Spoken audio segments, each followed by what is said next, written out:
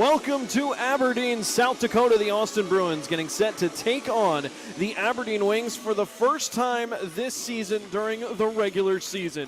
My name is TJ Shalott, voice of the Austin Bruins. Happy to have you all alongside for another edition of the Austin Bruins pregame show right here on YouTube Live, Facebook Live, Twitter, and Periscope. There's no denying this game coming up and the importance that it means already in this young season for both the Austin Bruins and the Aberdeen Wings. The Bruins, having gotten points in 4 of their first 5 games, off to a hot start, comparatively speaking, in the NAHL this year, despite all the COVID craziness and everything else that's going on. But no team has been hotter than the Aberdeen Wings, winning their first 10 games of the regular season and riding high. They have some of the highest scoring totals.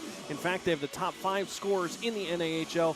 Not to mention they have some great power play and penalty killing units out there to help balance things out.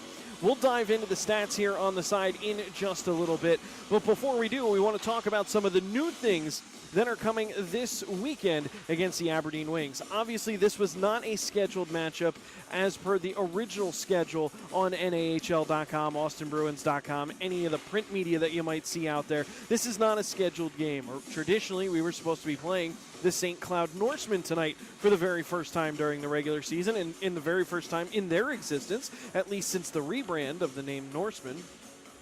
But tonight we're here in South Dakota taking on the Aberdeen. This is the first of a 2-game set against the Wings tonight and tomorrow. Aberdeen is one of the strongest teams coming in. As you take a look on the side here, first in the division, we talked about how they're 10-0, so obviously in their last 10, they've won 10 games. 58 goals for, while only allowing 15 goals against. I talk about their top-ranked skaters and scorers. We talk about their top-ranked penalty killing and power play, but both of their netminders are in the top 10 in the NAHL as far as goals against average is concerned as well. So you have to keep that into consideration. They've only given up 15 goals in 10 games. To compare, the Bruins have scored 15 goals in just 5 games. So it's going to be a battle of wills here tonight. As you take a look at goals for per game, a gaudy 5.8 for Aberdeen coming into this game. That's why when we talk about our Sellers Lock and Key keys to the game coming up on the traditional pregame show, which you can catch on Hockey TV and Power 96, we're going to dive into how important this game is going to be. The Bruins have a new face that they welcome to the organization just the other day, Braden Simmons-Fisher. He'll be wearing the number 10 today. I know, a little bit blasphemous. Number 10 belongs to a certain fuzzy, furry, hairy friend of ours who normally roams the stands at Riverside Arena. But due to the fact that these rosters are still overloaded, there isn't another number to give the guy, so he's going to be rocking the number 10 for the time being until things kind of shuffle out.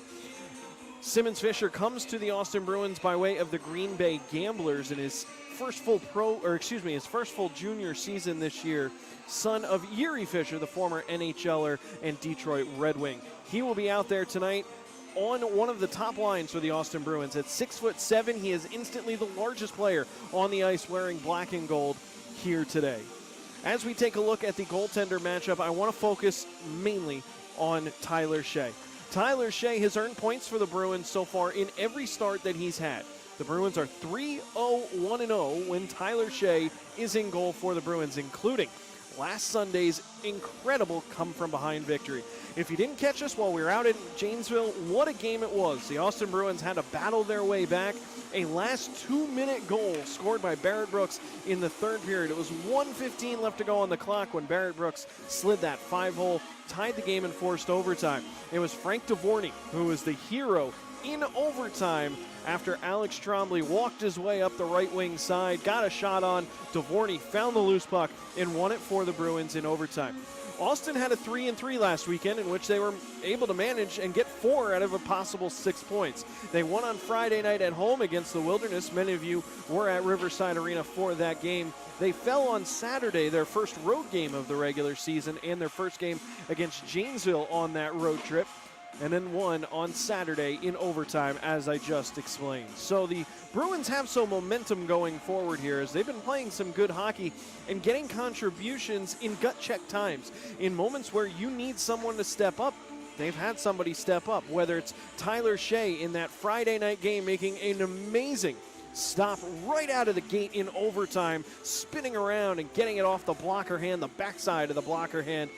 Whether it's that moment, whether it's Brooks getting his goal in the last minute and a half of that third period against Janesville on Sunday, or whether it's Frank DeVorney, the defenseman, stepping up in that 3-on-3 situation to get the victory for the Bruins. They've been opportunistic.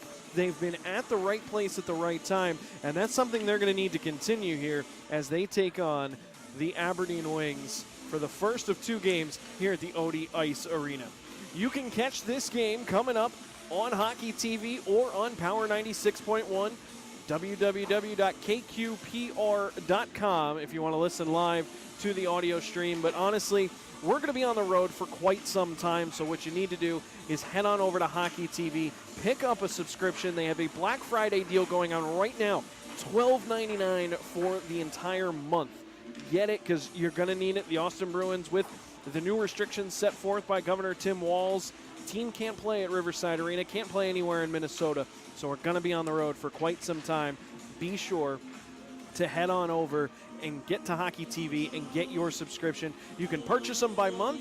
You can purchase them for the entire year. Totally up to you which package works best for you.